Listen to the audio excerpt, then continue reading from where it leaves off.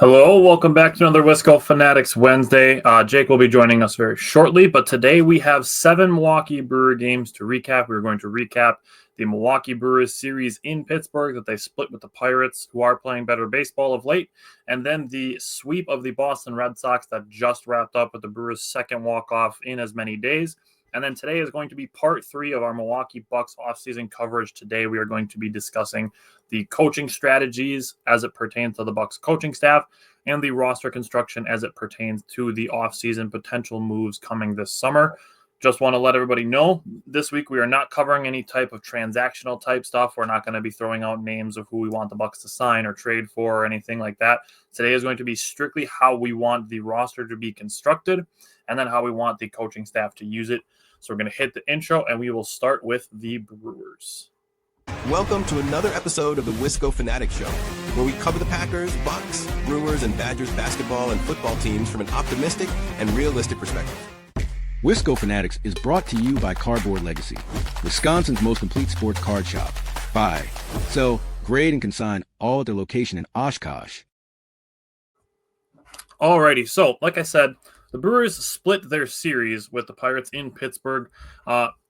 Game 1 of the Pirates series. This was another game where I felt like Caleb Durbin was close. He's close to being able to get some hits. He's hitting some deep flyouts. The Brewers did start Aaron Savali with this game back from his rehab appearance. The goal for him was to throw 75 to 85 pitches. He ended up throwing 73.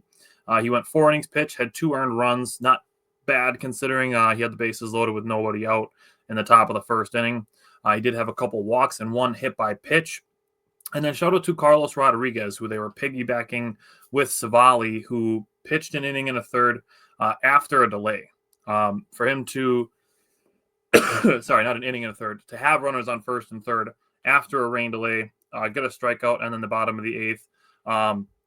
Did have a walk that he allowed after being up in the count 1-2. Immediately got a ground ball double play, which was great to see. And Murphy still had to use McGill for 3 batters through 15 pitches. But Carlos Rodriguez getting out of that jam in the bottom of the 8th did save Grant Anderson for a day. Christian Yelich was officially back when it came to game 1 of the Pirates series. He hit home runs number 8 and 9.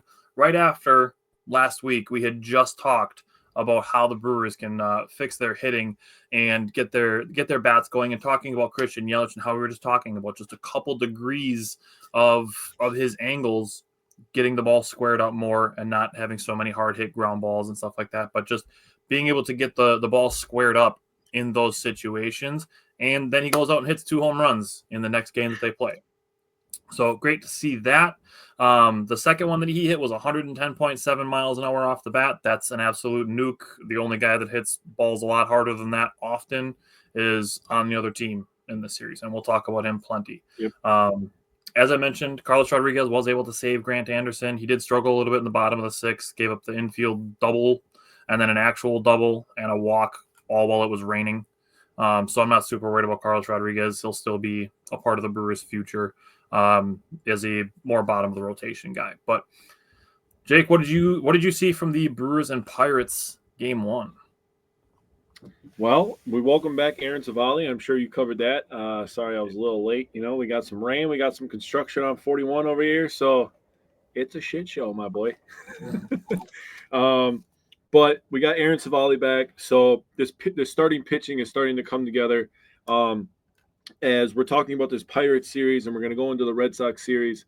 We're talking about the Brewers, going on 15 days straight of playing baseball games. So these guys are exhausted. They're on the road. They're traveling. They're getting on an airplane, traveling back, playing day games, night games, getting rained out for hours on end, and then still finishing games. I mean, a long week for the Brewers.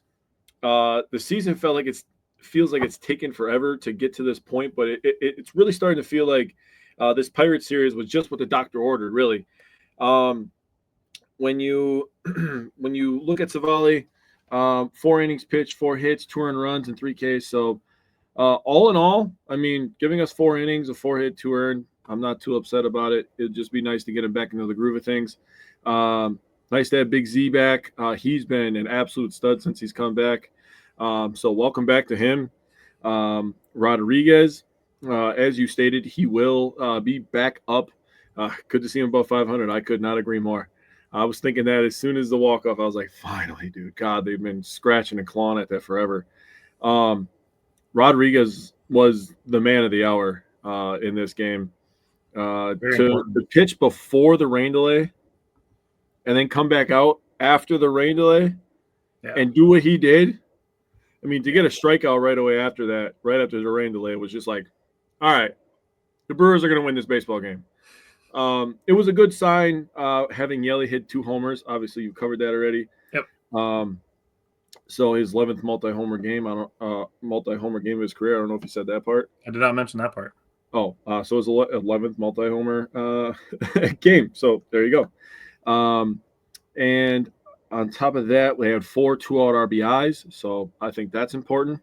Ortiz also had a home run. His came with 2 outs. He was one of the 2-out RBIs. And then you look at the hits, walks, and Ks combined. The Brewers had 10 hits and 3 walks, so that's 13 compared to the 5 strikeouts. That's a recipe for success in my book. And the Pirates had 9 hits and 7 walks. 7 walks is pretty crazy, a little high for me. But that adds up to 16 compared to their 6K, so they had a recipe for success as well. But the Brewers were just better. Yelly hit multi-home runs, Ortiz multi-home runs. The Brewers were walking, getting on base, doing their thing, and shuffling across, scored 8 runs. So for a team that's struggled to score runs, to score 8 and get a big-time win on the road, they struggled to score runs and they struggled to win on the road. So 2 things they knocked off there. Yeah, and unfortunately, it was a little bit different in Game 2.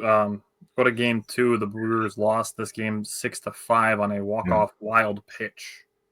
Yeah, go ahead. I need to get a drink real quick.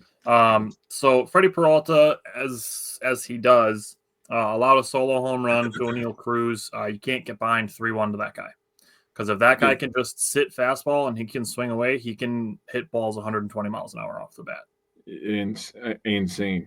Yeah, so if he knows what pitch is coming, he can hit really big bombs. If he doesn't know which pitch is coming, he can be struck out. He can bat like 230. So that's the duality of O'Neal Cruz, but that's why you can't get behind to a guy like that. Mm-hmm. I feel similarly about Ellie De La Cruz, who the Brewers will see next week. But then back-to-back walks after that, after a single and the catcher's interference for the second run. He pitched 4 1/3 innings, had 3 strikeouts. Grant Anderson came in with the bases loaded with 1 out and got 2 strikeouts. That was great to see. Grant Anderson has been the diamond in the rough as far as the bullpen is concerned. The starting pitching is what it is. We knew what we were kind of getting with everybody there. But Grant Anderson kind of out of nowhere in the bullpen has been very effective. After this game, I was a little worried about Jared Koenig. Mears was back on track, and Abner Uribe showed that he was human. Basically allowing a solo home run again. I mean, O'Neal Cruz is a beast. Yeah, he is. And that's why you can't get behind to a guy like that, because, like I said, that guy can hit crazy, crazy home runs. It was good to see Jackson Chourio off to a really nice start with this game. Had a single in the first inning, and then defensively had 2 really nice ranging catches, one in the left center gap, one in the right center gap in the bottom of the second. So good to see Jackson Chourio kind of finding his stride in center field, and it's starting to trickle into his offense, where he's starting, he's not like having a crazy breakout, but you can see his at-bats, the quality is better. Yep, because he's not pressing as much. I agree. Right. So with this game, the Brewers also called up Aaron Ashby and sent Carlos Rodriguez back down to AAA. But, that Chourio is my big takeaway as far as the Brewers offense is concerned. So what stood out to you from Game 2 against the Pirates? Yeah, so lots of good things. Get into it. We had 3 players with multiple hits. Chourio, as you mentioned, 2 for 4, 1 run, RBI, and a walk. So he's on base 3 times. Yelly, 2 for 4 again, back-to-back days of multiple hits for Yelly. So as you can tell, there's going to be a trend this week. He started to get cooking in this Pirate series. He also had a walk, so he was on base 3 times in this game. And Rhys Hoskins stays hot, 2 for 3, 1 walk, 1 RBI. He was the only Brewer to record an RBI off of Skeens, who was very good in this game. He's always very good. He's good. He's always very good. And that came with 2 outs in the 6th inning. So good for Hoskins to get one across against Skeens. Contreras, Terang, Collins, and Chourio joined in on the fun with the RBIs afterwards.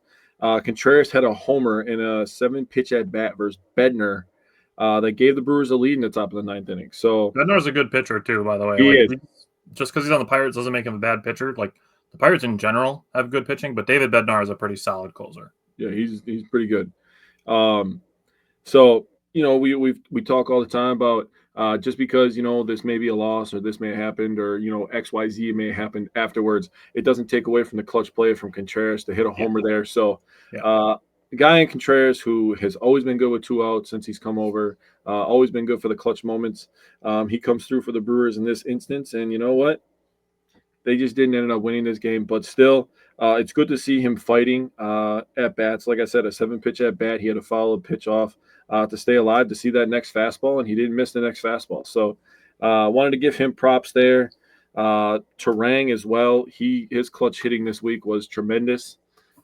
He was awesome 7th, 8th, 9th inning and beyond this whole week. So he gets another RBI late. This was the first one this week, and also Collins is I said it last week. He's seeing the ball well. He's a guy. He's playing good defense. He's hitting the ball hard. Yeah. So Collins might stick around. I mean, I love Garrett Mitchell, but with as much as Garrett Mitchell gets hurt, I'm just saying Collins could be a guy that you feel good that if Mitchell ends up getting hurt, and I don't want that to happen. I would love Garrett Mitchell to stay healthy the rest of the year when he comes back. But Collins makes you feel a little bit better about that. I mean, we do have some other reinforcements in the outfield need be, but wanted to give Collins, it makes you feel good. You sleep better at night knowing you have that guy behind you with experience and playing good defense. So he just missed a homer yesterday as well. He hit 2 balls to the warning track today too. Yeah, he's seen the ball well. Yeah, and like you mentioned, it is important to keep pointing it out when it happens. Mm-hmm. That just because the win-loss doesn't go our way does not mean, like you said, the Contreras home run in the top of the 9th. Yep. In that moment was a very clutch hit. Just because they lost the game does not take that away. Yes. It does not take that away from being a clutch hit in the moment that it happened in. So we're gonna definitely keep hammering on that when things like that happen. So going into Brewers Pirates game 3, and I'm seeing people suggesting to send Quinn Priester down to AAA. And I don't think that should be done. Quinn Priester, his off-speed stuff in game 3 against the Pirates looked pretty good. He was hitting his spots with his sinker, which increases the effectiveness of things like that, of the off-speed pitches. And it led to a career, sorry, not even tied. It led to him actually having a career high 7 strikeouts. Yeah, the guarantee on the box. Help you sleep at night? It sure does, Jason. It sure does. But it's on the box. So Quinn Priester, 6 innings pitched, career high 7 strikeouts to give up 6 hits, had 1 walk, only 1 earned run. Since you brought it up, his first 4 starts, he had 2 good ones, then 2 bad ones. Since then, he's had 3 really good starts. Yeah. So you're talking out of 7 starts that he's made for the Brewers, he's got 5 good ones and 2 bad ones. I mean, Tommy boy, it's worth it. Hey, we're all men here. It's okay. So I have no complaints about Quinn Priester. Yeah. Since his 2 bad games, he's turned in 3 really good ones. 6 innings pitched, 1 earned run. I will take that every 5 days until the end of the season. Yeah, give me 6 innings, dude, and 1 earned run. Absolutely, and 7 Ks. Like that's great. I'll take that every single time you take the ball. Yep. Aaron Ashby returned to his relief, and he was throwing gas. Yeah, he was. I said to you that Koenig and Alexander need to be at their best because Ashby and DL Hall are coming for their jobs soon. The middle relief role that Alexander is occupying, DL Hall's coming for that role. And Aaron Ashby, who looked really good out of the bullpen last year, is going to potentially take some leverage away from Jared Koenig if he keeps giving up runs occasionally. Yeah. It's going to be to a point where, Aaron Ashby's got a couple more miles an hour on his fastball than Koenig does. And we'll talk about it when we get to some of his other outings. His breaking stuff is breaking a lot. Yeah, you were mentioning that last night. Yeah. Other than that, obviously the Brewers have to score more than one run. The Yes. Brewers actually out-hit Pittsburgh 11-9, but like I've said tons and tons of times, you have to stack traffic. The Brewers did only go 1-2-3 in this game twice, but they were 2 for 8 with runners in scoring position, which overall really isn't even that bad. That's pretty league average, bat around 250 with runners in scoring position. But 5 times they had multiple guys reach and then stranded 11 runners on base. So it's like I said, the stacking traffic, you have to really get 3, 4, 5 guys on in an inning to be able to score a couple runs at a time. Yeah. You know, you can put 2 guys on base all you want. There's 3 bases. You got to stack more than 2 or 3 base runners. So game 3, for me, it was really all about Quinn Priester. Taylor said, I think Alexander might be gone. His job is less secure than Koenig. That is absolutely true. We talked about it early in the season. Tyler Alexander is not in the long-term plans for the Brewers, but he's here to eat some innings. Yep. And he's done a tremendous job of that, so thank you for that. In terms of this game, I agree with you. Priester was very good. Yelly, another 2-hit game, so that makes 3 out of 3 in this Pirates series with multiple hits for Yelly, 2 for 4 in a run.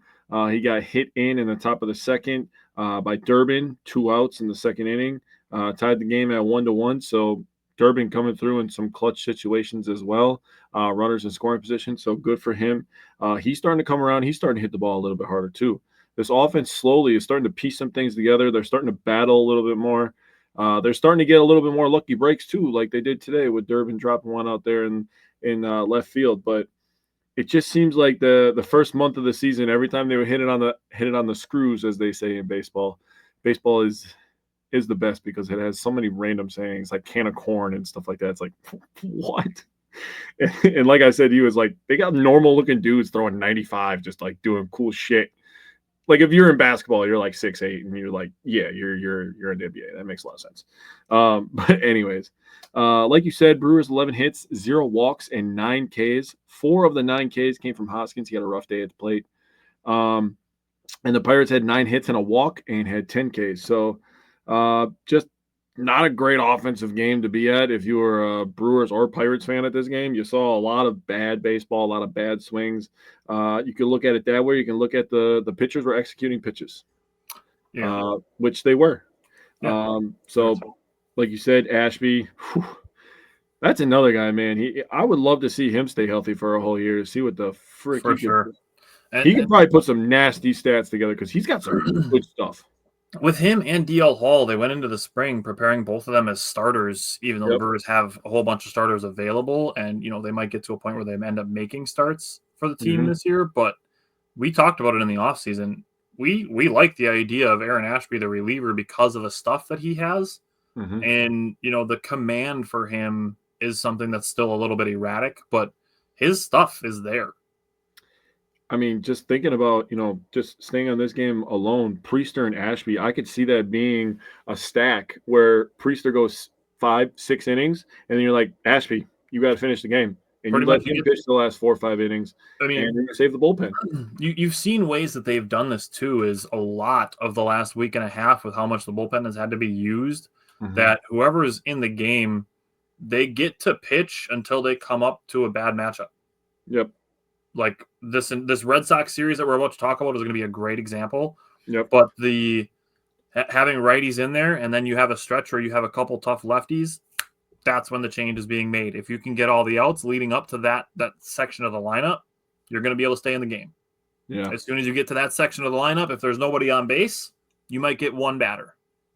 But as soon as there's trouble on and you have an unfavorable matchup, Murphy's going to the bullpen. Yeah. So let's go to Brewers Pirates game 4, and what stood out to you from that one? Well, I'm gonna let you do all the glazing of Henderson today. Oh, we need to have conversations after that. So if you want to start some glazing, I'll have the annoying roster construction conversation again that I had on social media over the weekend. We don't have to have that conversation. It needs to be brought up because it needs to be discussed in words and not just in social media. That's fair. That's fair. I mean, I understand why they're doing it. So I know why. I know you do. And I know like most of the people that are going to listen to or watch our show probably understand, but still have to have the conversation. That's fair. That's fair. He was good. He was really good. Another 5 innings. He's just doing a tremendous job getting through the 5, qualifying for a quality start. 5 hits, an earned run, 6 Ks. I mean, what more can you ask from the kid than what he's already given you? There's a number of stats out there about, number of strikeouts. He has the second most strikeouts, through first 4 starts as a Brewer. He's at 29, I believe, because I remember telling myself, like, man, he couldn't just get to the even 30. What's up, Justin? In terms of Nick Mears, this, if you couldn't tell, this was a telltale sign that he is being way overused. Overworked, for sure. He is exhausted. His arm is not lively, as they say in spring training. Third of an inning, 3 hits, 2 earned runs. I mean, obviously he sat down for 2 days after this game, and it was much needed. And we'll get into discussions about what happened in today's game. Yeah. Jared Koenig, this is where you and I were having a conversation, and you were talking about how you were starting to get a little bit worried about Jared Koenig because he was starting to give up some pretty hard contact on a consistent basis, and that's kind of where you start to be like, red flag, light bulb. To me, it was starting to feel like every other outing he was giving up a run. Yeah, like a singular run, but still a run. Yeah, and we have to talk about how the Brewers are playing a lot of close games. And you brought this up. I don't know if you brought this up on the show, but you definitely brought it up to me that the Brewers have to literally just kill somebody. They have to have a day where they just whoop somebody's ass. Yeah. Save the bullpen. They need to blow all win bad. They just need to kill somebody. And every game is, by 1 run. I mean, this game 6-5, 1-2. I mean, then they had a 6-5 and an 8-5. I mean, they don't have any games where it's like not high pressure situation. So I was just gonna say, and even last night, they won by 4 runs, but it wasn't a 4-run game that they had going. No, they won it in extra innings. So if you watch that game, and we'll get into discussions of how it happened, but getting to the point where it was 1-1, and then getting to the point where you had to load the base. I mean, it's right. They're in high pressure situations. These batters are in high pressure situations every at bat. The bullpen is in high pressure situations every time they come up, and they have to get 3 outs, and it's like, all right, we need 3 outs, and you don't understand, like, they're taking deep breaths between every single pitch because this is important stuff. The beginning of the season is important stuff to set up the rest of the year. Yeah, there's no cushion. Yeah, when you're up by 1 run all the time, the margin for error is very small. So, in terms of RBIs, Hoskins, Turang, Frelick, Durbin with 2 of them. Durbin, Frelick, and Turang all with 2 out RBIs. So 4 more 2 out RBIs to go for the 6 runs for the Brewers. They had 7 hits, 5 walks, and only 2 strikeouts for the Brewers. That's beautiful. That's awesome. Compared to the Pirates, who did out hit the Brewers 12-7. They still had 4 walks, but they had 11 strikeouts. So, the Brewers pitchers did a nice job, striking some people out. I mean, obviously Henderson had 6 of them, so he had a little bit over half. But good stuff. I wanted to do 2 more things. I wanted to talk about series. In terms of the series, the Brewers had 53 runners on base, 14 walks, 39 hits, and 32 strikeouts. So 53-32. I'm not that mad at it, honestly. They had a 16 strikeout game in there. So, I mean, that's half of them right there. So I'm feeling pretty good about that. In terms of the Pirates, they had 42 hits and 17 walks and 35 Ks. So, I mean, they still got on base as well. But the Brewers put more runs on the board, I think. I didn't do that. I didn't add that in there. I meant to add that in there this week. They won a 65. They lost a 6-5. 1-8. Yeah. 2 to. They won 8-5, and then they lost. Was it 3-1? 2-1. 2-1. 2-1. Yeah. So they. Yeah. So they won the series by 2 runs. By 1 run. In terms of Yelly versus the Pirates, 5 of 16, 4 of 38. 7 of 16. Oh, what the hell? That is not what it said on my phone. My bad. He had a 500 on base percentage, 813 slug, and a 1313 OPS, 5 runs, 2 home runs, 4 RBIs, and 2 walks. He raised his batting average 21 points over the series. That's 4 games. He raised his batting average by 21 points. That's insane. That's another thing, like we were saying last week, like 1 good week, and he can drastically change his batting average. 1 good month, and he's right back up in the 280s, 290s. Yep. And then people are gonna be like, "Oh man, Christian Yelich is still balling, huh?" Yeah. Got up to a slow start. Nope, here he is doing what he does. Mm-hmm. So, Logan Henderson, he was off to a solid start. First inning, 1, 2, 3, 2 strikeouts. Allowed a bit of traffic in the second inning, and then we get to a point where a blatant strike 3 call, and I'm so fucking tired of this, having blatant strikes being called balls for whatever reason, whether it's a bad frame. There's an example of Eric Haas who dropped a ball as he was trying to frame it. I'm gonna say this when we get to a different game, but there needs to be something done about this. Mm-hmm. Because what it led to was it ended up being what should have been a strikeout, became a walk, and then Logan Henderson had to throw a bunch of extra pitches to the next batter, and he ended up throwing 31 pitches in the inning, which contributed to a slightly early exit for him and more bullpen usage. Yeah. This is the kind of contextual stuff where it's like these types of things that are happening aren't necessarily the fault of the pitcher, and then it's hurting our pitching, not just the starters, but the entire team.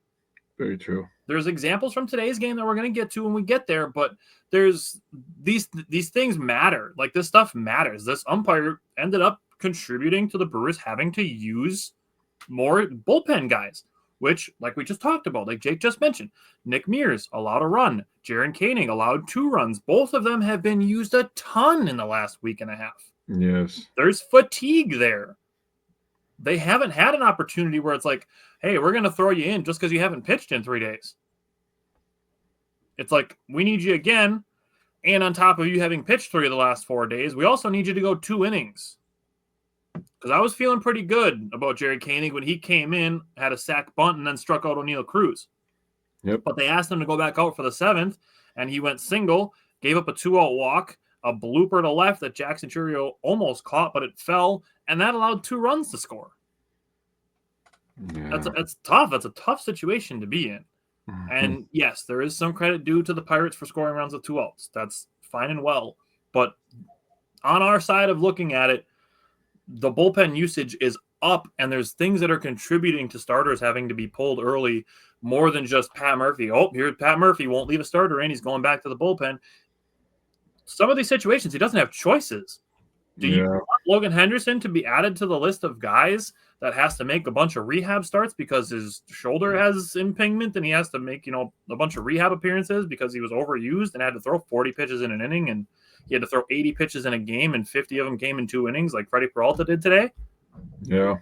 So, I mean, the bullpen has to be used, but you got to give those guys some relief too. And that's where we got to the situation where the Brewers piggybacked Savali and Carlos Rodriguez together in the first game of this series.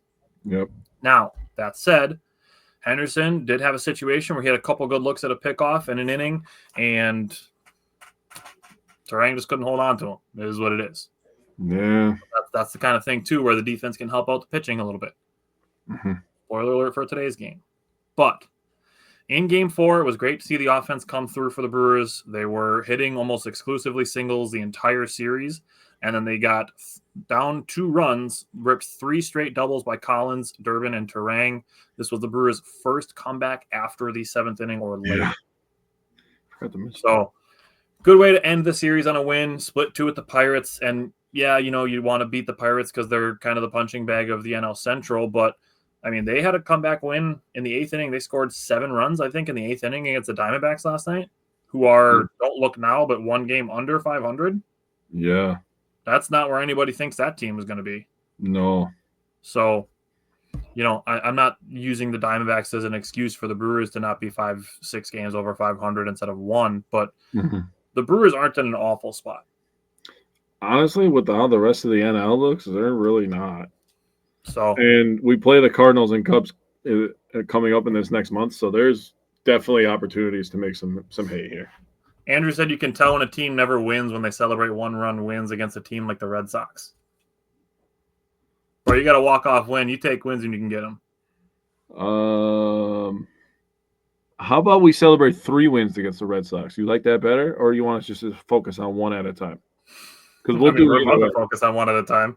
That's why I was setting it up. We'll do it either way. I mean, it's kind of weird to say a team that's been in the playoffs 6 out of the last 7 years is a never wins.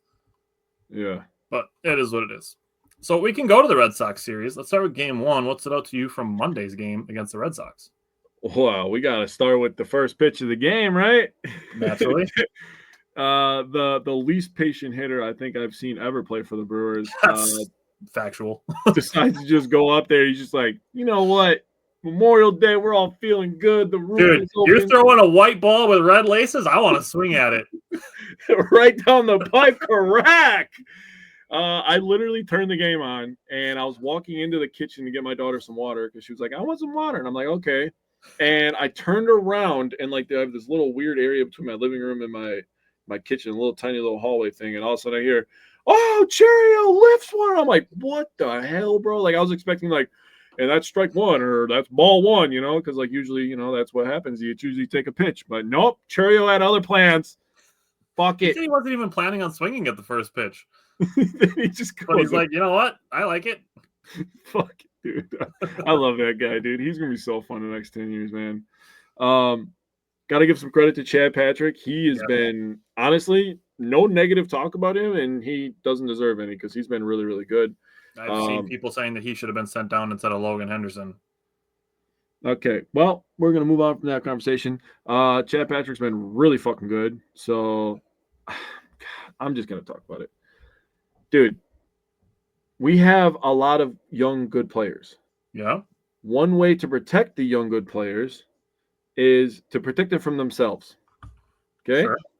And you were 100% correct. Do you want to add Logan Henderson? I mean, who was the guy last year that pitched for us? Lefty, new lefty. I'm blanking on his name. Wade Miley? No, he got hurt. Young guy. DL Hall? No. Keep going.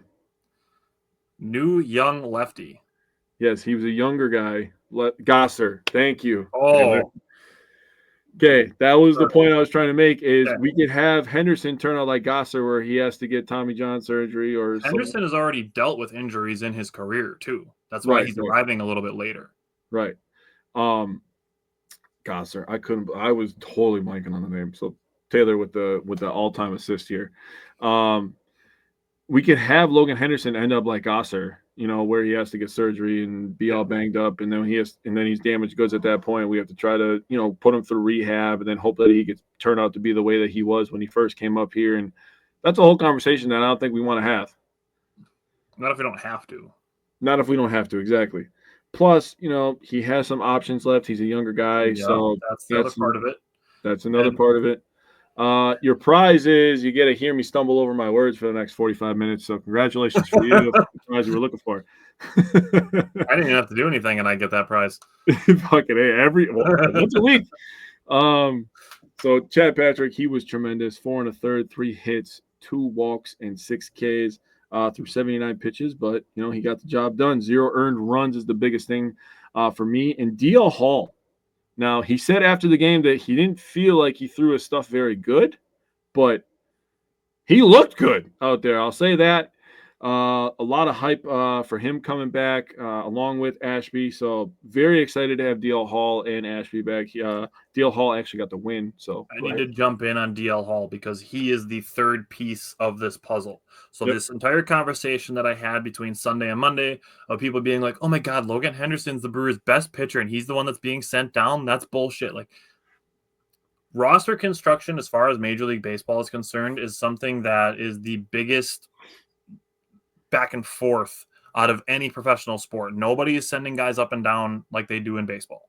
Yeah. And when it comes to pitchers, especially starters, those are guys who pitch once every 5, sometimes 6 days, depending on off days and rest. Mm-hmm. Logan Henderson pitched Sunday. Mm-hmm. At the very earliest, the next time he was going to pitch again would be Saturday. We just spent almost the entire time recapping the 4th game of the Pirates series, talking about how the bullpen has been overused and the things that contributed to that.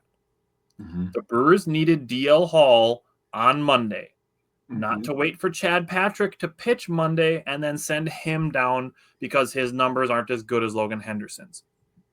That's not how it works. You don't send down guys who have not as good a numbers just because you don't want to send down the guy who has good numbers. Logan Henderson can go up and down 5 times this year. He's been up and down twice. He can go up and down 5 times, and this still counts as one option year. So he's going to go up and down. It's probably going to happen another 2, maybe 3 times. They might use all 5 options for him. They might. And he has to stay down a minimum of 10 days unless somebody gets injured. Now, in those next 10 days, Jose Quintana is expected back, and Brandon Woodruff is expected back in the next 10 days. So, unfortunately, for Logan Henderson, he's not needed on the Brewers roster as it relates to this Boston Red Sox series. DL Hall is. Chad Patrick is. He needed to start Monday. DL Hall was needed Monday. And to both of their credits, Chad Patrick allowed 2 one-out base runners in the second and the third innings and did well navigating it, retiring the next 2 batters both times. DL Hall was brought in to face Rafael Devers. Like we said, with the bullpen usage, it's basically the starters get up to a point where there's unfavorable matchups in the lineup for the opponent, and that's when relievers are brought in. For the Red Sox series, it was getting to the top of the lineup where Jarren Duran and Rafael Devers are. That's when the lefties come in. So Monday, it was DL Hall. He pitched 2 1/3 innings, and he is known for his changeup, but his slider looked really good. And he gave up 2 hits, 2 walks, a strikeout through 33 pitches, and was pretty efficient, honestly. He allowed 1 earned run that came from inherited to Abner Uribe, who got a bullshit strike zone on Monday. And 2 should have been backwards Ks became a single and a fielder's choice and allowed the inherited runner to score. Then you get to Trevor McGill, who was having trouble finding the strike zone, allowed 2 walks. He had to throw 34 pitches, but did get the job done. You look at the bottom of the 8th inning when William Contreras had a 1-out walk. Rhys Hoskins struck out. Sal Frelick singled him over to third, and Sal stole second. And the Brewers had an infield single that scored a 3rd run. That insurance run became the winning run. So the Brewers only scored 3 runs, but getting 2 versus Garrett Crochet is tough. He's a really good pitcher.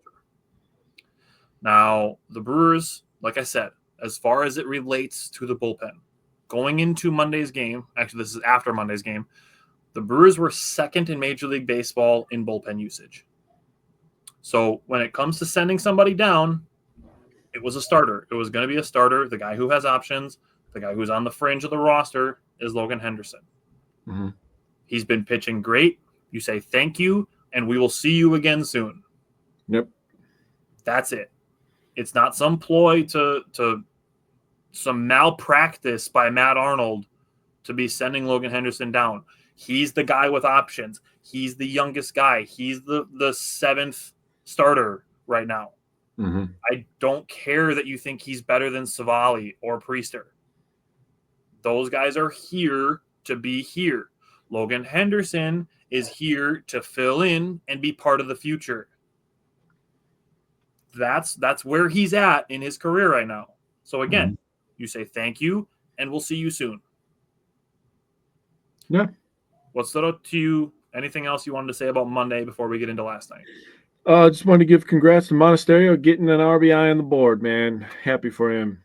He's a guy a couple years ago that made an impression on us for his happy-go-lucky kind of attitude. He still has that. So when a team's starting to get hot here, that feeling that he gives off of just always being happy, always being positive, it hits a little bit harder when you win some games. So good for him. Good win for the Brewers, honestly. Hard fought. Andrew Monasterio is a guy that I would love in the future to have on the show. Because I feel like he would just be great to just have a conversation about baseball. I feel like he would just be happy the entire time. Right. That would make us happy. That's this is a really weird tangent, but when I was down in the Senior Bowl last winter and I was interviewing Elijah Jones from Boston College right after the Packers hired Jeff Hafley, dude was smiling the entire time, and I'm like, I want that guy. That guy's just happy to be here. So, all right, let's go to last night's game. And start the legend of Sal Frelick as it relates to yesterday and today. So yesterday, top of the 5th inning, Red Sox get a double, gets wiped out by Sal Frelick on a fly ball, gets a double play, throwing the guy out at third base. Love to see it. Sal Frelick has a Gold Glove for a reason. It affected the Red Sox because today they didn't want to run on him anymore. And it got to a point where the Red Sox had a single, and dude tried to go from first to third, did not look at his third base coach who held the runner because they didn't want to get thrown out by Sal. And he ended up getting thrown out by Sal anyways because the guy at first base thought he could go straight to third. So a nice job by Bowers on that play as well. Yeah. Yep. He textbook played that. Run towards the runners, keep them from advancing. So, yes, good call. Now, Sal Frelick, fantastic game last night. He was on multiple times. He drove in the first run that the Brewers needed when Christian Yelich got a Aroldis Chapman for a double down the left field line. Had an opposite field double, and Sal Frelick brought him in. Sal Frelick was also on base when Christian Yelich – or no, he was not on base when Christian Yelich hit his home run. Sal Frelick was the first guy to celebrate with Christian Yelich. Sal Frelick, that dude – I'm going to say it again when we get to today's game. That dude loves being a Brewer. That dude might be the dude that loves being a Brewer more than anybody. He's just a dog. He's just a winner. You could tell when people are winners. He is a fucking winner, dude. Sal Frelick is a winner. Love that guy. Now, last night's game was the game where I said what I said to you is that we need the AAA ball strike challenge rule in Major League Baseball today. It needs to be here today. Not we're going to try it out in spring training and maybe implement it next year. It needs to be here today. First inning, Aaron Savali is pitching to Rafael Devers, and he had to strike him out twice. It's blatant pitches that are being called balls. And it doesn't take a long time. It takes like 5 seconds. Tap the helmet. They go to the Hawkeye system just like they have in tennis for a fucking decade. Maybe 2 decades at this point. You see where the ball goes. There's tons of cameras tracking it all. Like StatCast is literally doing renderings of guys as they're hitting balls and tracking fly balls, but you can't tell me when a ball goes into the fucking square. Right. Can't have that. Nope, can't have that. And I told you that I was going to talk about this and that I was going to add one thing to it that was going to sound smart. And the thing is Major League Baseball, the umpires could really save a lot of face if they were advocates for adding that challenge. You realize what type of perception shift Major League Baseball umpires could add to their backing if they went to Major League Baseball and said, hey, there's this tool we could use to help us do our job better. Do you realize the amount of respect that people would give to Major League Baseball umpires if they were like, hey, we know we're not perfect. There's this tool we can use to help be better. Let's try that. I like that. You'd have to have some guys swallow some ego, but I like that.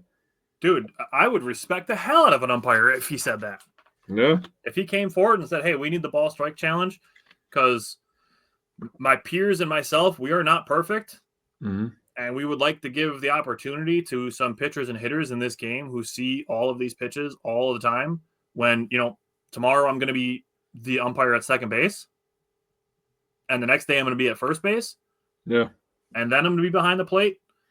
When I'm behind the plate once every 5 days versus guys who are at the plate 4 times a day or throwing 100 pitches or 20 pitches a day and just giving them the opportunity to be like, hey, that was a strike.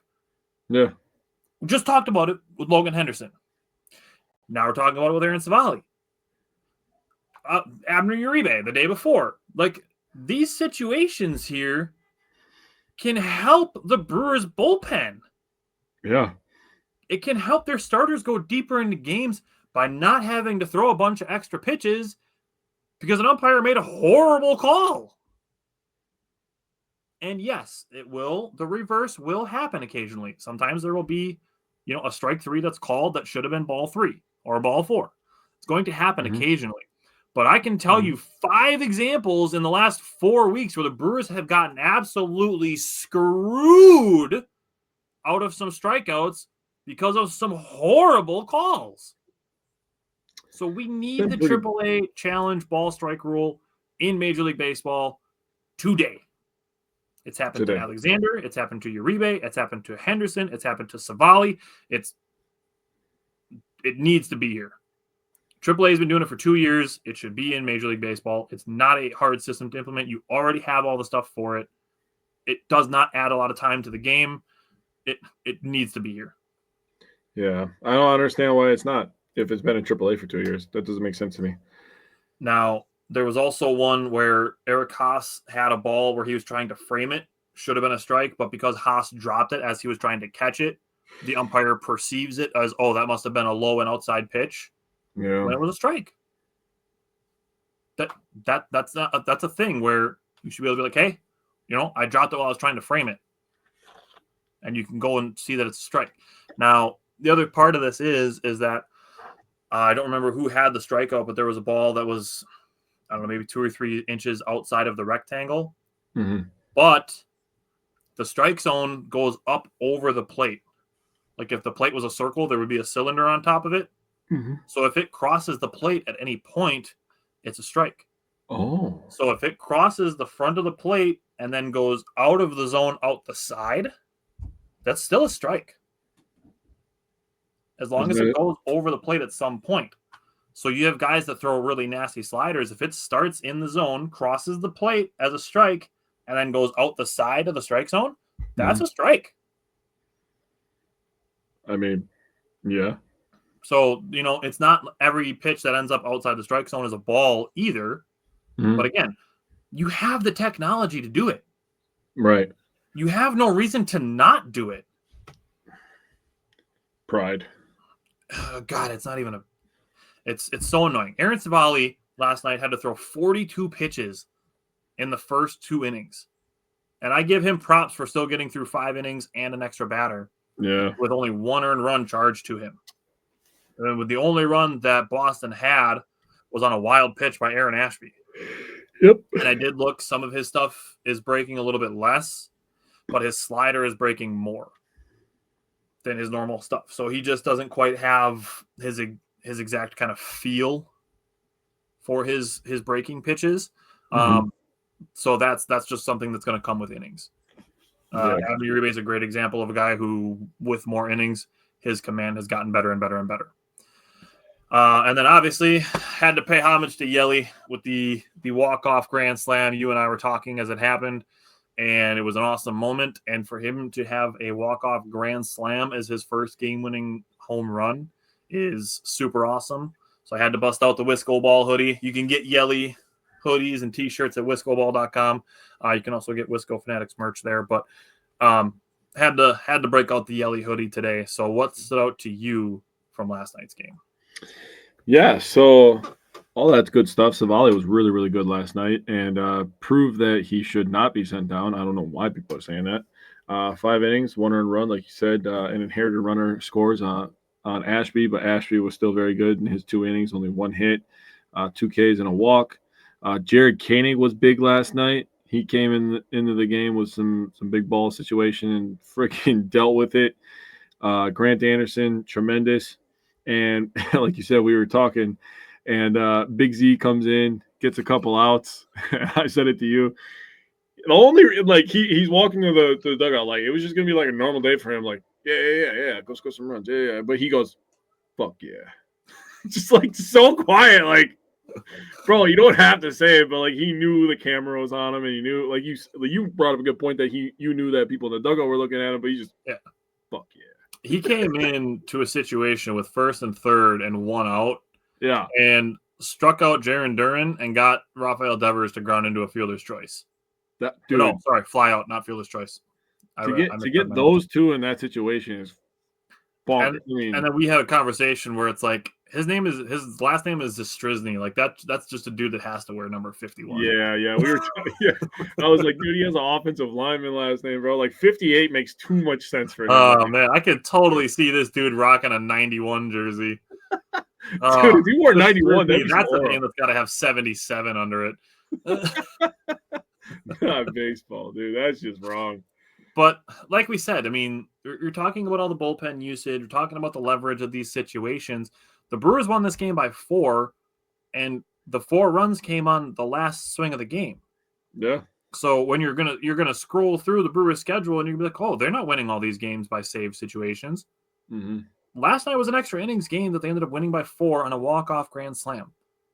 Yeah. That's still, there's a ton of high leverage baked into that.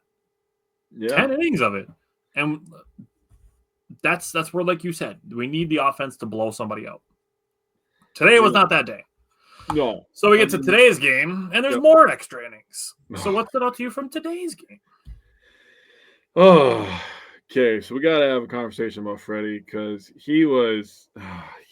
I honestly feel like he was overthrowing His fastball for sure. Yeah, he was overthrowing everything, trying to have like a 13K game.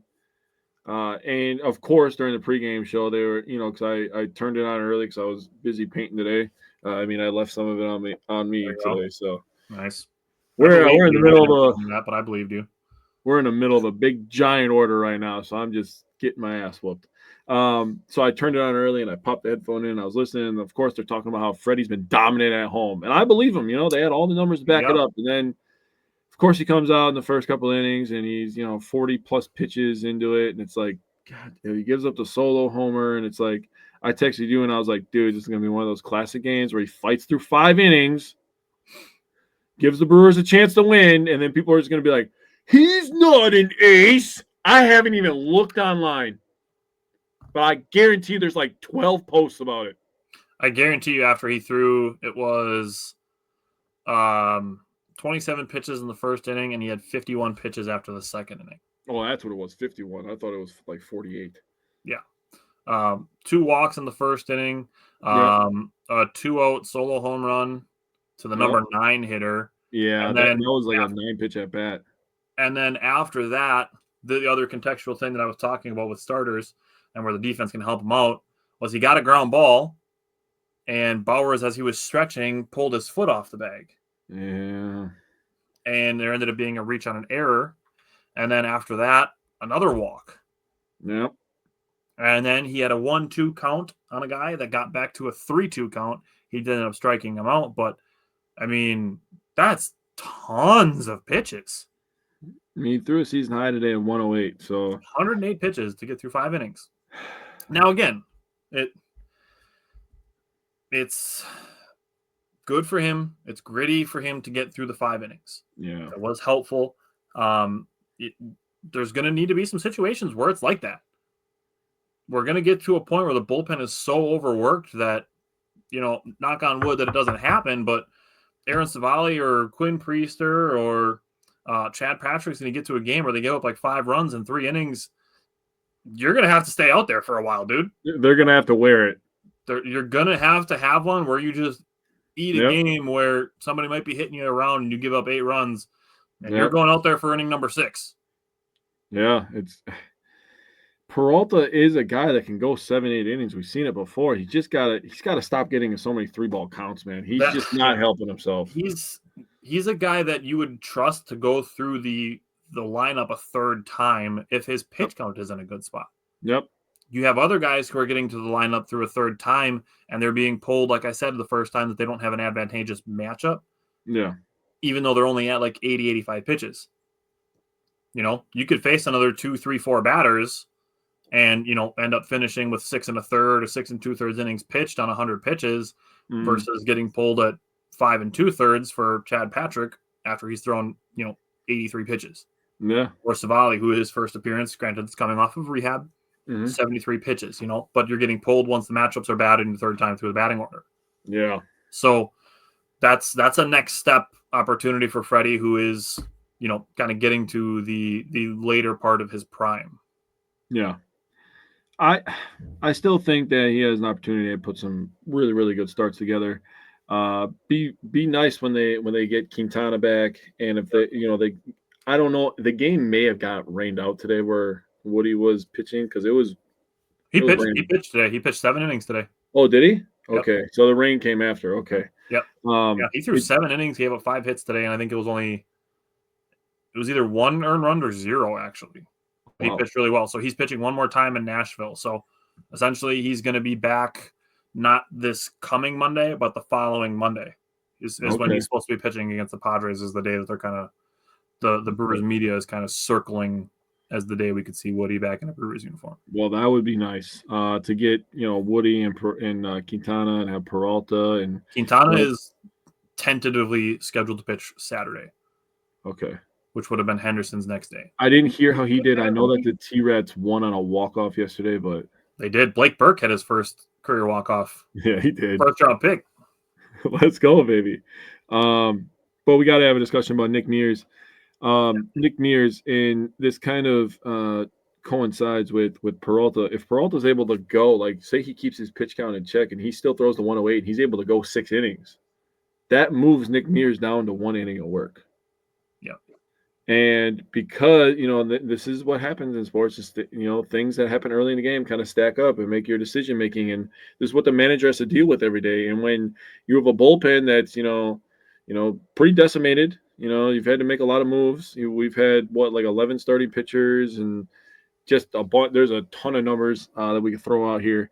And I'm sure people have heard most of them, but you're in a situation where he's like, he talked about maybe pulling off Mears by, dude.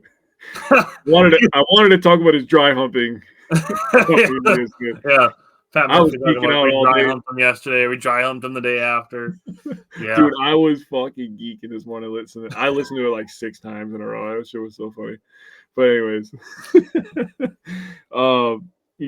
he's talking about, maybe having Mears not work as much, because he's been overworked for the most part. Yep. And then you ask him to go out there for a second inning, and he's kind of a victim of his own success. He had a really quick 1, 2, 3, 6th inning. He did, and then he gets out there and he gets an out. He gets to the two tough guys, right? That's the 2 tough guys at the top of the order of the Boston, and then you're like, and I think Rock gave him the announcer jinx. Yeah, because he was talking about. He said, "Oh, you don't want to lay up. You don't want to lay up because this guy has 12 homers. He has 12 homers. He has some pop." And all of a sudden, lo and behold, the freaking ball goes over the fence, and I'm like, Rock, shut the fuck up, you son of a bitch. Say it after he grounds out. Yeah, you son of a bitch. But he ends up, collecting himself, getting that next out. So, I mean, honestly, for 2 innings of work and as overworked as he's been, I'm impressed, honestly. Yeah, at the very least, I'm not worried. Yeah, and people shouldn't be saying anything and being like, "Oh, Nick Mears is washed" or blah blah blah. I don't want to hear none of that. Nope, not worried about it. Once he's back on regular rest, yep, we're gonna see him throwing 98 and nasty curveballs. I mean, he gets the day off tomorrow. Everybody gets the day off tomorrow, and they have earned the day off. I'll tell you what. And the vibes are good right now. They got their first sweep of the season. Yeah, hell yeah, dude. Back-to-back 10th inning walk-offs to get their first sweep of the season. And that's insane. I texted you after the 9th inning ended. I'm like, damn, I'm sick of going into extras. Yeah. This is the 4th time in the last 8 games that the Brewers are playing in extra innings. And I'm like, fuck, this is not helping the bullpen. And they had a 2-hour rain delay within that 8 games. That's true, too. Fuck the fuck. I want to put something to you. What's that? Because Sal Frelick was fantastic today. Mm-hmm. He started 3 for 3. He finished. He finished 4 for 5. Scored twice, and he's batting as of today. After today's game, he's batting .294. I want to put something to you because they talked about it on the broadcast. We've seen it in person. We know that Sal's a contact hitter. Mm-hmm. I think being shorter helps him keep his bat path in line with the pitches better. I can see that, but to me, the most impressive thing about Sal Frelick is for him being a smaller guy, how the hell is he getting on top of those high fastballs? That's crazy to me, dude. His hands are that quick. Timing? What's that? Timing?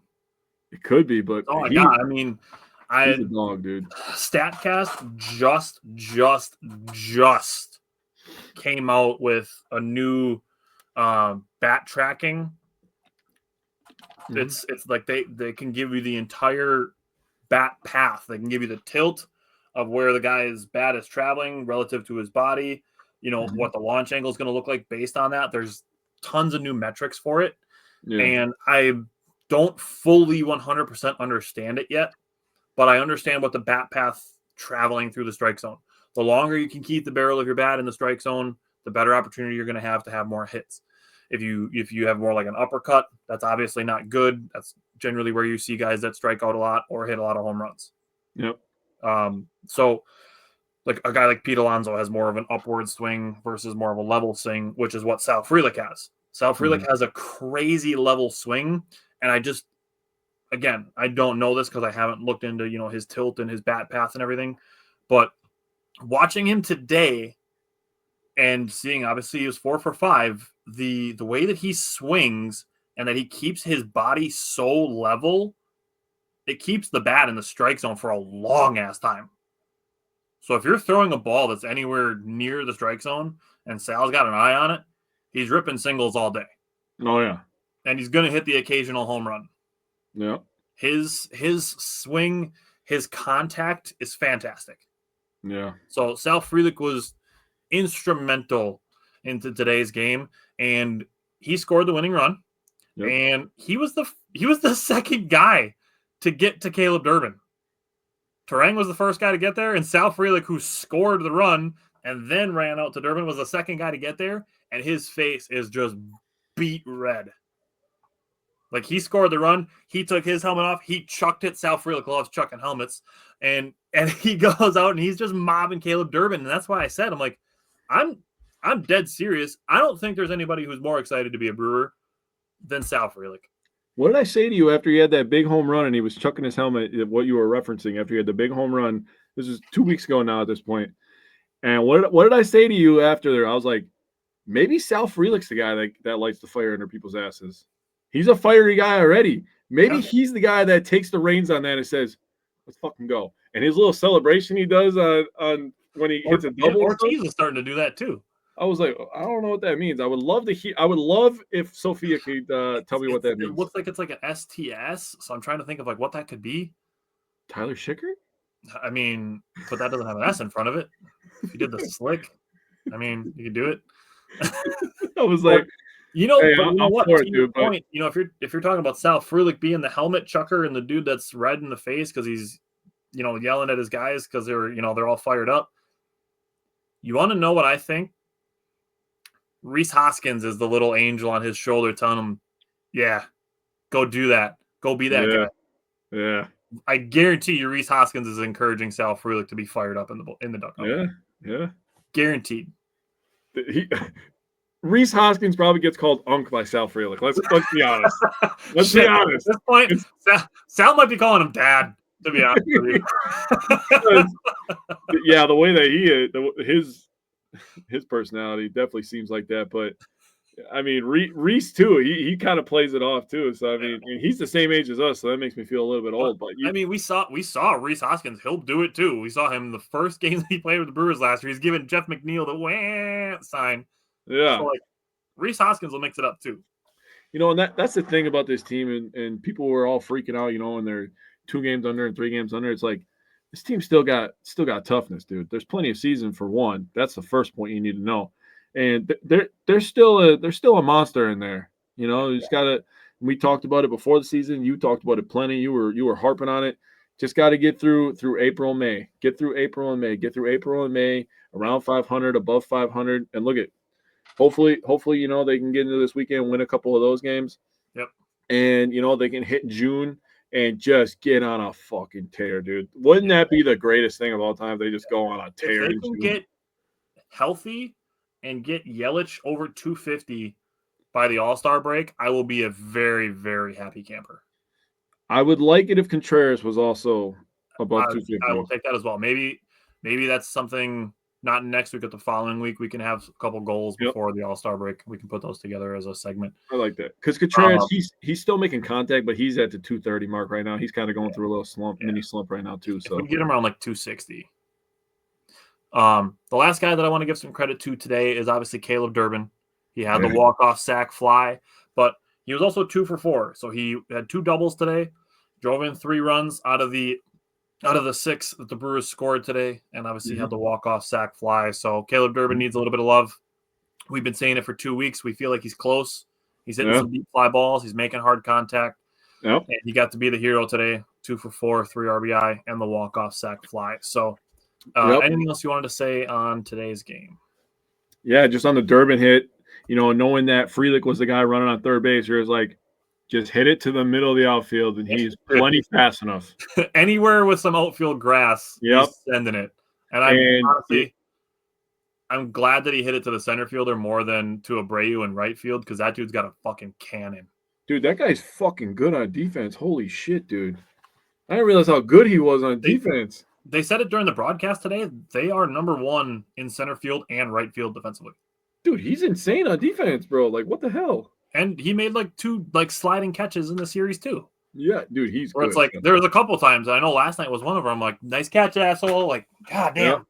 Well, and the center fielder did it today. The first hit that Collins had, he hit it to the warning track. The dude made a jumping catch on the warning track, and it's like, nice catch, dick. I know Duran kind of struggled on defense, but he made a nice catch today, and he made a nice catch yesterday when they went to the 5-man infield. Yeah. And he had to run a long way to make that catch yesterday. Yeah. And he's got speed, obviously. Right. And he likes to talk some trash to the fans, which is a hilarious video. But whatever. I'm sorry, it's funny. All right, so the Brewers have 6 games between now and next Wednesday. They have 3 at Philadelphia, and then they have 3 at Cincinnati. So we will have 6 games again next week. Hopefully next Wednesday's game doesn't also go into extra innings like the last 2 Wednesdays have before the show. And we're not hustling to get all of our notes put together before the show starts. But anything else you want to say on the Brewers? Brewers are on national television this weekend, so hopefully they're on Saturday on FS1. So hopefully they can put a good showing together and get a win. I like when they win on national TV. Yeah, get a little bit of national recognition. So now, as I said at the top of the show, today we are discussing what we would like for the Milwaukee Bucks and their coaching strategy and their roster construction and how those 2 things will play in together. We're not discussing any transactions today. Mm-hmm. That's going to be next week. Next week, we're going to talk about signings, trades, stuff like that. Today is strictly staff strategy and roster construction based on how we would like to see the teams, again, the strategy go. Mm-hmm. So Jake and I have been talking about this as it relates to Giannis, which the small bits and pieces of things that we've heard, seeing him doing things with Mr. Beast and Tristan Jass in Fiserv Forum and Giannis wearing the Bucks jersey and talking about this is my building. Yeah. I feel pretty confident that Giannis is going to be a part of the Brewers, or the Bucks for the foreseeable future. Can I say something? Sure.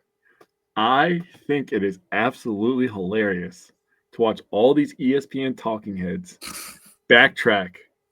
And you got ESPN, which is now becoming basically the Pacers TV show because Pat McAfee's, a big indie guy and he wears the Halliburton jersey every episode. And you got Shams on there the other day talking about, well, he's still putting some stuff together. That is not what you sounded like a couple weeks ago, buddy. You were pretty confident in what you were saying. Yeah. And you're wrong.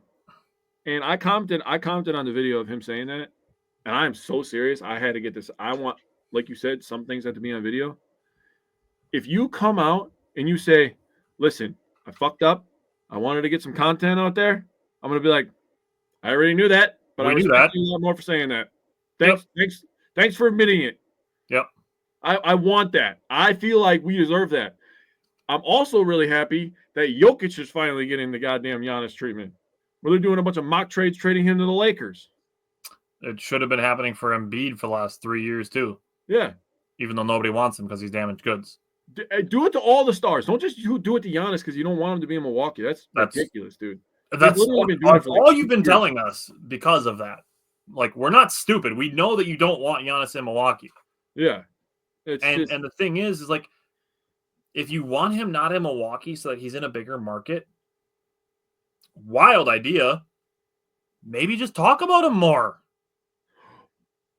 The crazy premise that there might be fans in Los Angeles and New York who just like basketball. Not only the Lakers or only the Knicks. They just might like the NBA. Yeah. Wild suggestion. Not to mention that, it doesn't show up in jersey sales. You know what else is weird is the NBA is the one league, I really feel this way, is the one league where people are really just player fans. Mm-hmm. There's a lot of, when we were growing up, obviously Bucks fans, but you were a big Wade guy. I was a big LeBron guy. Mm-hmm. It's okay to be players of fans and enjoy watching them dominate too.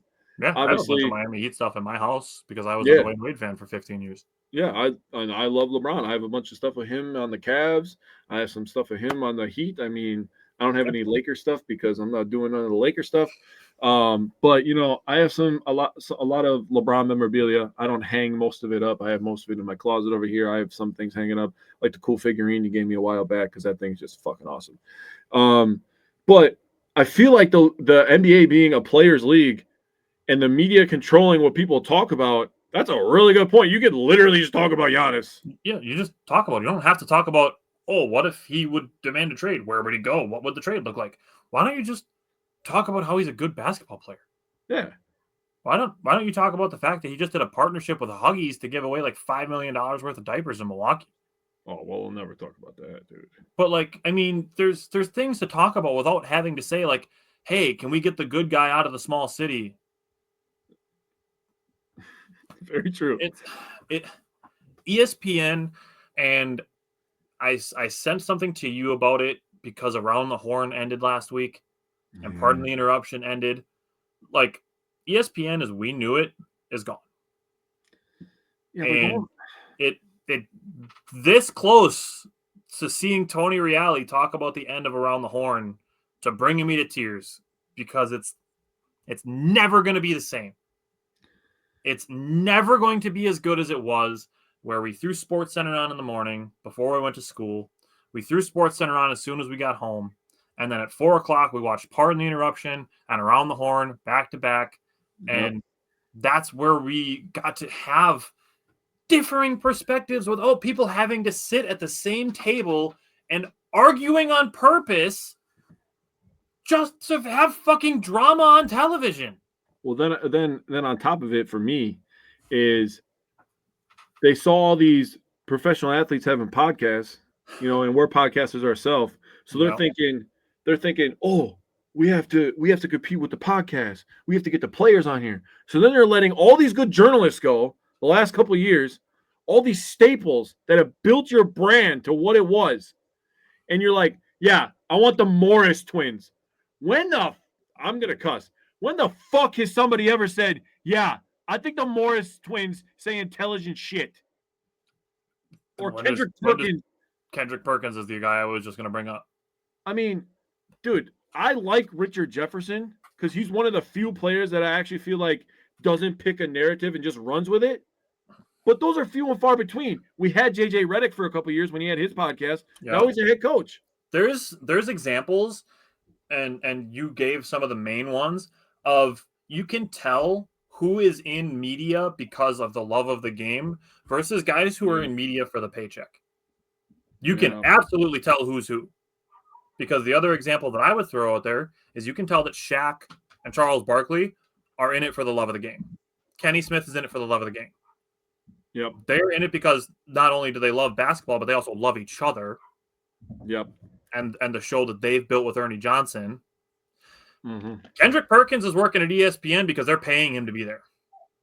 Yeah. And he will say dumb shit that's going to get them engagement on their stuff. That's what ESPN has become, and it's fucking sad. It is. It really is, man. They could have been the people, and they had that fight probably, man, like 10 years ago when Fox Sports kind of branched out and made Fox Sports 1. And there was kind of like that power struggle that they had going on. And ESPN stood firm because they were the man. They could have still stayed that if they wanted to. I'm okay with them having a Pat McAfee type show. That's fun. Yeah. It's lighthearted. They get some player interviews with Rodgers going on there and other NFL players and NBA players. That's fun. That's fine. They're That not doesn't trying to mean turn- that the whole 24 hours of your fucking program has to be like that. Yeah. And It's stupid. ESPN is trying to turn former players into journalists instead of just having journalists and hosts.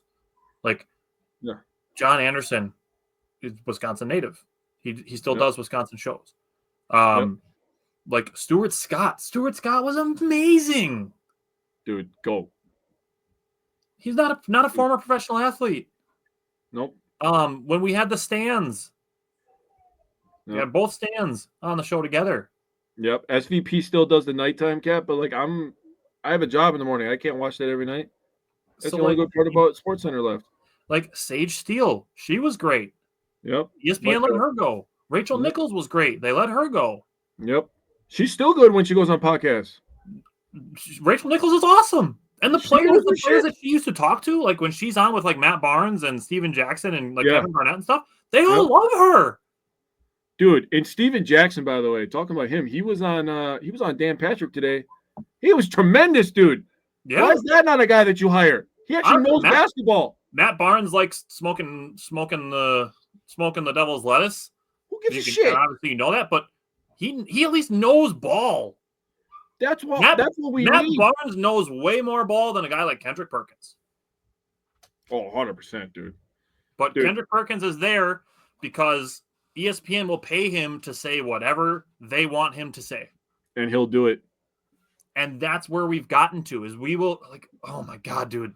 What was it? Oh, that's Rollins. What's his first name? On ESPN? I don't even remember. He was like the 15th dude on the bench 1 year with LeBron. Oh, yeah. I don't remember his name. God damn it. And he was talking about putting a bunch of people over LeBron and Jordan in conversations, and it's like that's the dude that you put on ESPN. That's just content farming, honestly. And that's what it is. And if you want to call it content farming, we for years have called it clickbait. Yeah. Which is all that ESPN has become, sadly. Yeah. Which is why when it comes to social media, to team news, we stick to local reporters. They are the ones in the locker rooms. They are the ones that used to make shows like Around the Horn great because it was a guy from the Washington Post and a guy from the New York Times and a guy from the Phoenix Sun. And that's where the guys were. They were all local journalists discussing national headlines, news, not planting people on two sides of a big table with an attractive woman in the middle, leading these two to argue with each other. I'm gonna hurt some people's feelings because I know a lot of people like this brand that I'm about to mention, but it started kind of going downhill when they got purchased by Disney, bro. And Disney's put out some fucking stinker ass movies lately too. We can have a whole 5-hour conversation about other franchises that's happened with, but I'm not going to disagree with you on that. Disney has gone downhill, but we can have that's a bigger conversation for another day. Yeah. Today we're talking about. I didn't mean to start. We got onto a tangent based on ESPN because we were talking about Giannis, and us believing that Giannis will be back also ties into what we've said about Jon Horst, who had a contract extension this past season. And I believe that Giannis and Horst are tied together. Yes. As far as the Bucks ownership is concerned, as long as Giannis is around, Jon Horst is going to be the GM. As long as Jon Horst is the GM, Giannis is going to be around. Yep. And I feel that way. We had this conversation today. We feel the same way basically about Doc Rivers. Some people might look at Doc Rivers as the ball and chain, but I agree. Giannis, it seems very correlated that Giannis has a good, healthy respect for Doc Rivers. Yeah. And we understand that every time a season ends earlier than people wanted it to or expected it to, that somebody's going to be the scapegoat. And for a lot of people, it's Doc Rivers, even though the Bucks played without Damian Lillard for basically the entire time that they've had playoffs since they traded for him. Yep. And, haven't really been able to put together a healthy roster in the last few years. Yeah. It's Doc Rivers has been that scapegoat. But it seems, again, that Giannis has a very healthy respect for Doc. So we shifted from if Doc is fired, we're going to, brainstorm some candidates to we are leaning towards Doc Rivers being the head coach of the Bucks for the next 2 years still. Yep. And him being here with Giannis, being here with Horst. So we are shifting to, not just wanting to have different candidates, not even that necessarily we wanted to, because we were both okay with Doc Rivers sticking around, even if that was the case, to now we are just going to plan as if that's the case. And if they move on, then we'll discuss it at that time. So that said, we are going to discuss how we would like to see the coaching staff strategy shift. Yeah. Because we like the two lead assistants outside of Darvin Ham, who is the lead assistant, Greg Buckner being the guy who runs the defense, and Dave Yeager, a guy that I'm a big fan of, running the offense. And then Buckner was great. Darvin Ham as the assistant. Mm-hmm. So looking at staff strategy, what type of things would you like to see the Bucks doing next season as it relates to the coaching staff? So I have two main things, one on offense, one on defense. Me too. And then I have one tertiary thing. My other thing is kind of roster based. But with the defense, I think that the Bucks need to apply more pressure on the ball handlers. Okay. I feel like there was way too many times coming, and I was talking to you about a couple of guys that I was thinking about that could be that guy that they're athletic enough and they're savvy enough to deal with that kind of stuff for an entire season. They're veteran enough that I would love to see them in that role. But I felt like the Bucks allowed people to kind of just walk into their offense too many times. Sure. And when the Bucks were having so many issues with going into a new style defense, having Buckner come over from the Cavaliers. I feel like pressuring the ball, you can force, some unnatural habits, some bad passes, some missed timing. I mean, it just kind of goes to a discussion like about football. Like in man coverage, I would like you to play a little bit more press man to kind of mess with the timing a little bit of the quarterback. Whereas in basketball, I want you to mess with the timing of the offense a little bit. And you can baseball, and you could throw it as a baseball example too. We talk about the base running all the time. Yeah. You can put pressure on the defense. Yeah. By putting pressure on ball handlers, you put pressure on them to take care of the ball. Yep. So I want a little bit more ball pressure. Can I throw something in there just because one of my points does relate to that? Yeah, go ahead, buddy. Is assuming he's back, I would like the Bucks coaching staff to encourage Kevin Porter Jr. to be aggressive but not confrontational. Oh, yeah. That's something I would like to see out of the staff, is to encourage Kevin Porter Jr. to be aggressive. Okay. Well, since you named the player, I'm going to name my player. I know that Sims is a free agent. They have his bird rights. Yep. For people who don't know, I want more Sims and Giannis lineups because you're allowed to switch 1 through 5 with that lineup. Okay. I love Brook Lopez. I'll be the first to tell you I love Brook Lopez. Yep.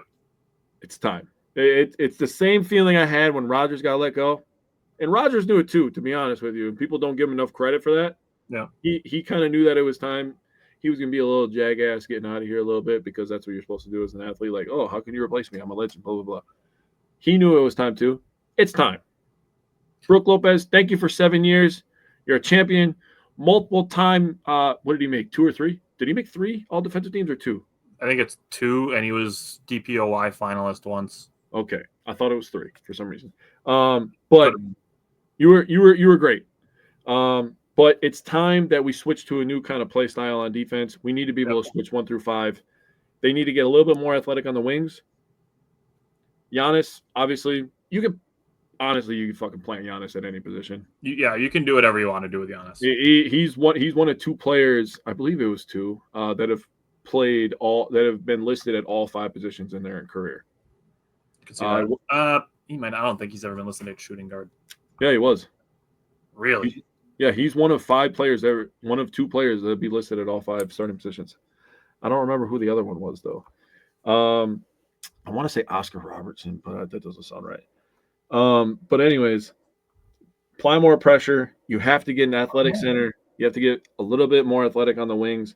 And then I think the defense will be fine. You just need to get more downhill. On offense, for the love of God, can we stop every possession doing a fucking dribble handoff? Dude, it's simple. That's been their offense. Dude, I know. But we don't have to do a dribble handoff 6, 7 damn times in a freaking off. It's really simple. With no Dame, and you kind of hinted at it, and I was like, oh, damn, he's reading my notebook. Give Giannis the goddamn ball, and you have a small guy set a fucking screen for him. It's not rocket science. And when Pat Connaughton opts into his player option, have him teach inverted screens. Dude, seriously, he was the best at it. He's still, even last year, was still good at it. Yeah. But give him a polo and a quarter zip and have him teaching people that. Dude, yeah. You honestly, if you could flip it, you could just have Connaughton be the coach and have Thanasis back on the roster because he's coming back on the roster whether you like it or not. He announced that he's back. You think that Giannis is gonna be like, listen, I'm coming back. You think he's not having 43 suit up? 43 is gonna be on the roster, bro. Dude, not even just Giannis. Thanasis has a really good relationship with Dame. Dude, and I like Thanasis as a player. I think they could play Thanasis more. I agree with you. We talked about it during the entire title run. Like, hey, play him the last 12 seconds of every quarter. Have him piss somebody off. Dude, he's a good athlete. And you know he's going to compete on defense. Yeah. And he's going to try to dunk every single time he touches the ball offensively. That's fine. That's exciting for me. And he's strong as shit. He'll go get you a couple of rebounds. If in the Bucks, since Connaughton has kind of taken a step back with playing time, if they're looking for a scrapper, I think Thanasis could be that guy. I'm down. Like he could be the guy that could be in applying the pressure on defense to get runouts on offense. But seriously, we don't need to do a dribble handoff every single time. Just put the ball in Giannis's hands. Have a small guy set him a screen like it's 2019, 2020. When Giannis was winning the fucking MVP. Yep. And just have him go to work. Yeah. I mean, for the last 8 games of the year, he was basically averaging a freaking triple-double because he had the ball the whole damn game. Yep. And you know what? We were winning. Yeah. We were playing good defense. The ball was hopping on offense. Everything was good. And that was without Damian Lillard. That was when he without Damian Lillard. That was when he had his blood clot. I will take this offense, with just giving the ball. I'm fine with some dribble handoffs. It doesn't need to be every damn play. So when you said that, what I was thinking with the dribble handoff is you run 2 or 3 of them to see if the opposing defense is going to switch on them or not. Yeah. And after you find that out, then you get into whatever offense you're going to run. Yeah, whether it's inverted screens, whether it's pick and pops, whether it's 5 out, whatever you're going to run. Yeah. Give Giannis the ball and let him go downhill. If you're going to try to run some San Antonio Spurs, 14 passes before we take a shot offense. Beautiful basketball. Whatever it is you're going to do, you can still do that after having a couple dribble handoffs. Yeah. The only reason I wanted to take some of the dribble handoffs out is because, I thought about how many times did Doc Rivers after games talk about the ball got sticky. The ball got sticky. Well, yeah, when you're doing a dribble handoff with the same 3 goddamn people for 40 minutes, what do you think's going to happen? And then the shooters are sitting there and they can go 4, 5, 6 possessions without touching the damn ball, but they still got to run back on defense.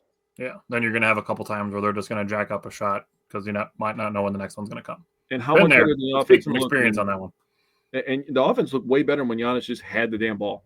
And, I put examples of having the smalls set screens. If AJ Green can become that guy to set a screen and pop for 3, it is over. It is because he can shoot from deep. Mm-hmm. So he's creating a lot of space for Giannis at the top of the key. And with Giannis's ability to pull up from mid-range, if he's able to get a pull-up mid-range off the dribble, bro, it's over. It is over. I'm sick of people talking about a three-point shot. He had developed the mid-range touch last year. Yeah. If he gets it to a pull-up mid-range if he gets to a dribble pull-up mid-range, he's going to look like fucking Kevin Durant without a three-pointer. And then he could still dunk on your entire roster and your team president. It's over with if he gets a pull-up mid-range, dude. Yeah, that'd be fun. Like he's got the thing where he does the couple rhythm dribbles and then shoots off a dribble pull-up. But we're talking like walking in running in Yeah. on the dribble. Like he's going to go downhill, but then he could just stop on a dime and pull up. You know, like Chris Middleton used to. Yeah. And like just Kevin Durant. Bro. Oh, my God. That would be so filth. Is there any other strategic stuff you want to throw out there? No, that's the only two things that I can think of that would fix this roster much better. So my two big things, offensively, one, the Bucks need, and I underlined this 3 times, they need to play faster. Oh yeah. People aren't going to like hearing this because they eliminated the Bucks, but the Indiana Pacers are not where they are by accident. Yeah. Yes, Tyrese Halliburton has made some heroic shots in their run, but the unsung hero of that team right now is Aaron Nesmith, who can move, who can shoot, and a lot of their lineup can do the same. Yeah. And you get to a situation where they take Miles Turner off the floor in crunch time, and they let Pascal Siakam play the 5, and they play small because then they can run. They give up size in exchange for speed. Yep. And it makes them very dangerous offensively. Oh yeah. And then they have shooters. The Bucks have the shooters, and you mentioned Sims, and that's a guy we're going to talk about a lot next week. Yep. And we're going to talk about him when we get into some of the roster construction stuff that we'd like to see done. So my offensive thing is the Bucks need to play faster. Absolutely. My defensive thing, and this might not be a popular take, but I would like to potentially see the Bucks play a little bit more zone. Oh, interesting. The Bucks, they did well actually at times later on in the year, getting some stops when they were playing some zone. Yeah. And if we're getting into some situations where, you know, the rotations are a little bit shorter because they're playing without Dame for the beginning of the year, and, you know, we'll see what the offseason looks like as far as additions and departures go, but just mix it up. Yep. I'm not opposed to playing a little bit more zone defense. Like I said, the Bucks, they got some stops out of it, and I really liked how they ran their 2-3 zone with a guy like Giannis in the middle, and they had him playing closer to the free throw line to the point that it almost became like a 2-1-2 zone. Yeah. And it gave Giannis the ability to go from like the break of the 3-point line on either side all the way down to the restricted circle. Yeah. And he can cover all that. Oh, yeah, he's quick. He's quick enough and smart enough, obviously.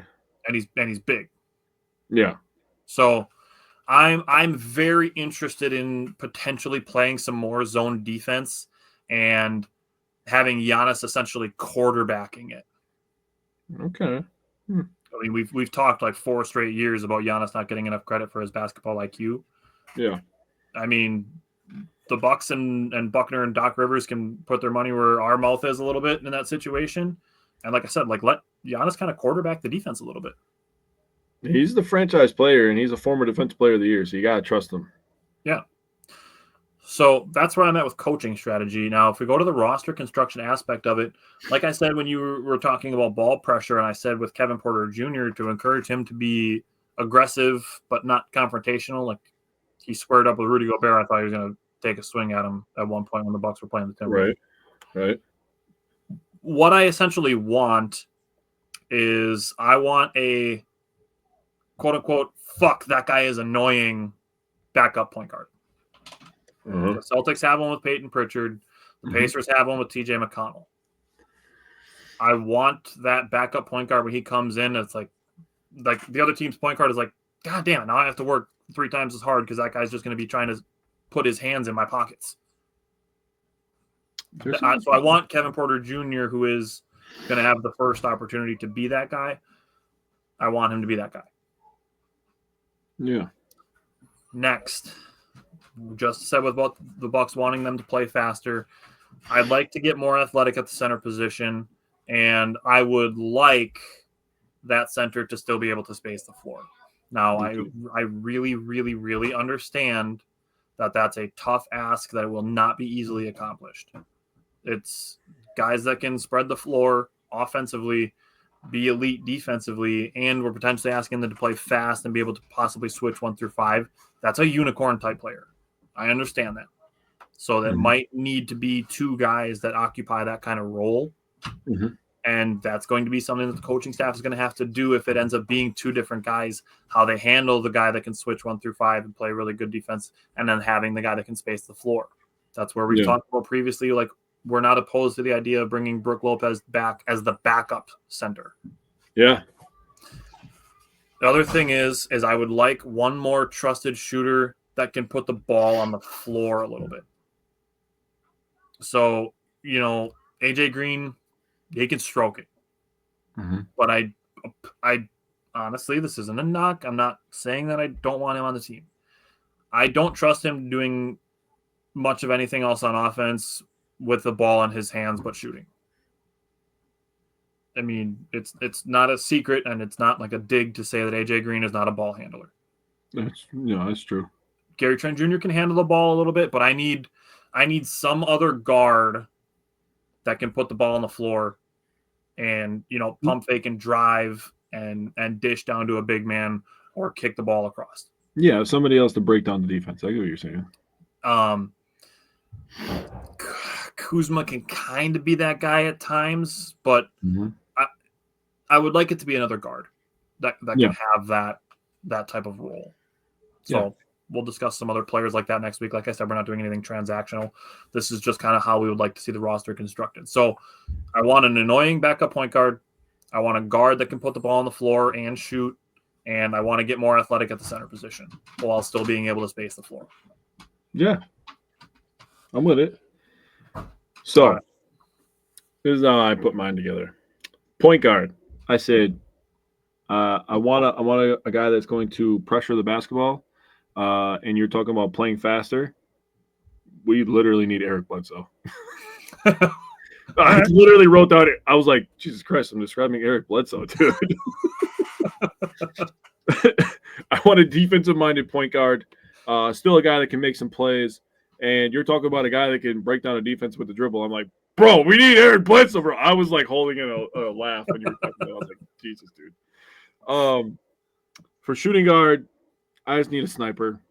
We need a sniper on the floor that's going to be a guy that they're not going to leave when Giannis is dribbling, and he needs to be on the strong side of the fucking floor with Giannis at all goddamn times. I swear to God.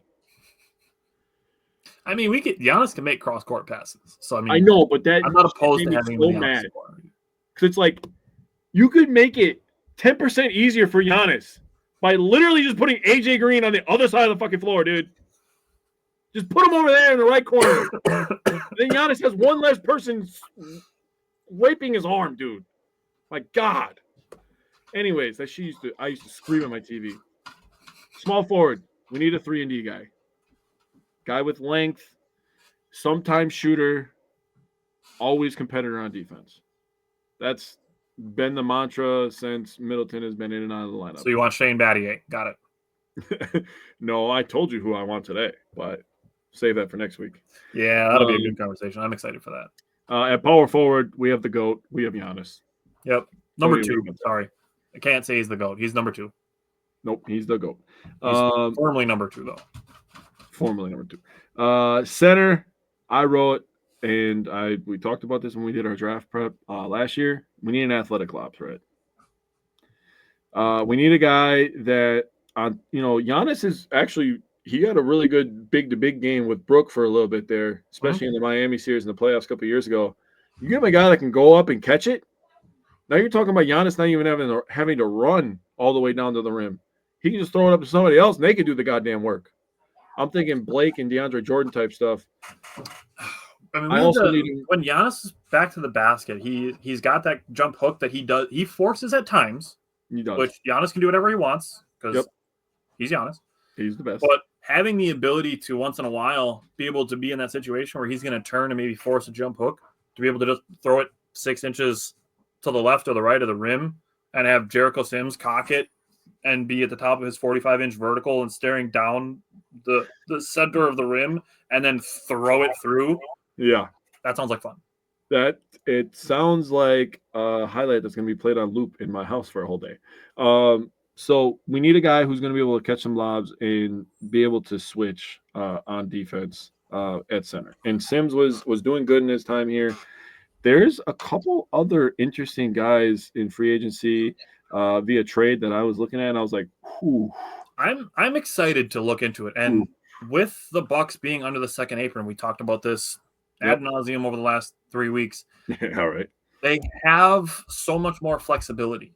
They Yes. can do 2-for-1 trades. They have access to the 2031 pick. Like, they have options. Yes.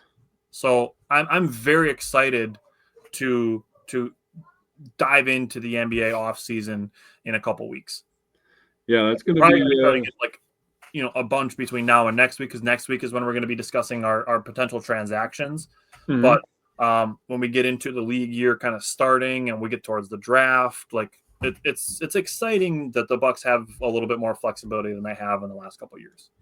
Yeah, so I mean, keeping Giannis is obviously the big thing, and then the rest of the roster fills out after that. But the first guy they have to fill this roster with after Giannis is Gary Trent Jr. Obviously, so that'll it's going to be an interesting couple of weeks for the Bucks. Yeah. But I think it's going to be fun with the way the East is looking right now.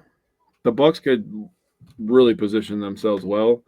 Do I think the Pacers are going to be going to the finals within the next 4 days here? 4 days. Yeah. Do I think that the Pacers are the best team in the East? No. Do I think that the Bucks are that far off from the Pacers? Also no. Honestly, looking at this playoffs, where 11 months from now we're talking about the Bucks being the 4th seed in the East, and then they get to add Damian Lillard to the team. That's sick. That sounds like fun. Sounds like such a good time. Yeah, I'm excited. It's So it's gonna be another good year in Milwaukee, dude. Next week we're gonna have our transactional discussions. This week was more just kind of talking about how we would like to position the roster and position the team once they start playing on the court. But next week is going to be transactional. We'll talk about signings, trades, and have more.